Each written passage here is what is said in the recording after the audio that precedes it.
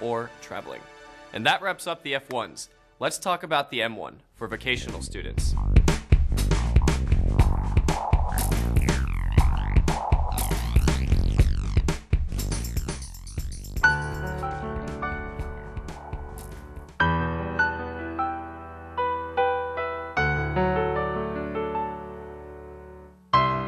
These are persons who are not going to university. They are studying at a community college, vocational, or other non-academic institution.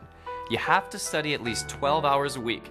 You can study language training, for example, and in that case, you have higher minimums of study. There is also the visa that you will use if you are in the neighboring countries of Canada or Mexico, but you cannot live here under that case, and you will be classified as an M3. You have to provide a SEVIS Form I-20 for this visa. You can extend this visa up to a maximum of 3 years. If you enter as a B visitor and start studying before your visa is issued, it will be denied. When you have completed your studies, you have an extra 30 days to remain in the United States. Your family can join you but cannot work. Your children may attend primary or secondary school, but otherwise your family cannot attend school. If they cannot enter at the same time as you, they may follow to join you if they can show that you were admitted or will be within 30 days and are enrolled in a full course of study or optional practical training. Each member of your family must fill out a separate SEVIS I-20. SEVIS, Student Exchange and Visitor Information Systems. The SEVIS program is used to obtain information on students and certain others, as well as their contact information and of course their status at school. A side note here, we get so many calls from students who do not attend school according to the terms of their student visa. This is a serious problem. If you think you will have to drop out for any reason, contact a lawyer immediately. That's for you procrastinators. How does that old saying go? Procrastination is like a credit card. It's a lot of fun until you get the bill. Under SEVIS, any changes to your course of study are reported. If you extend your stay or drop below the required number of courses, you will be reported, and this could seriously impair your status in the United States. Of course, you have to demonstrate that you can afford not only the school, but your living expenses in the United States. M1s can transfer schools, but must inform the government. Practical training is available for M1s. This is a period where you are allowed to work in your field and actually be paid regular wages for your efforts. Online and distance courses do not count towards your course of study requirements. To recap, unlike the F visa, the M is for students in vocational or other non-academic schools, other than language training institutions. Your admission is for the period of time that you require to complete the course of study. At the end, you may have practical training and another 30 days to depart. However, the total amount of time cannot be longer than 1 year.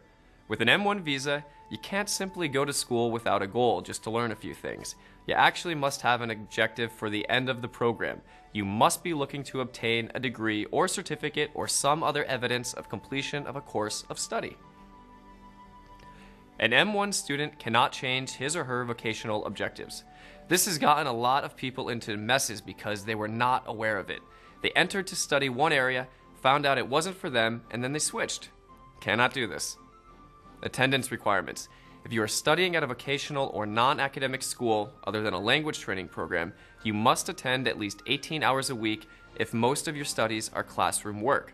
If your studies are primarily shop or lab work, then you must attend at least 22 hours a week.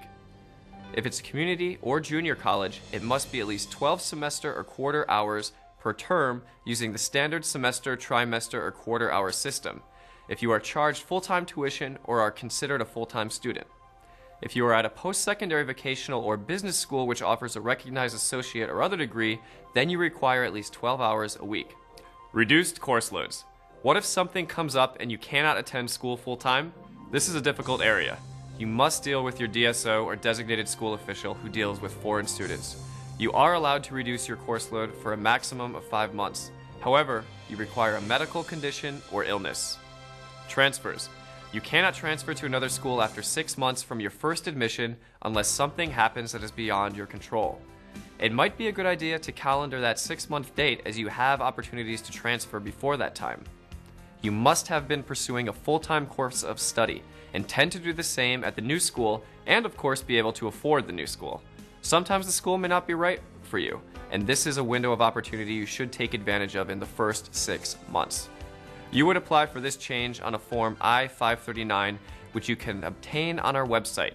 immigrationhousecall.us.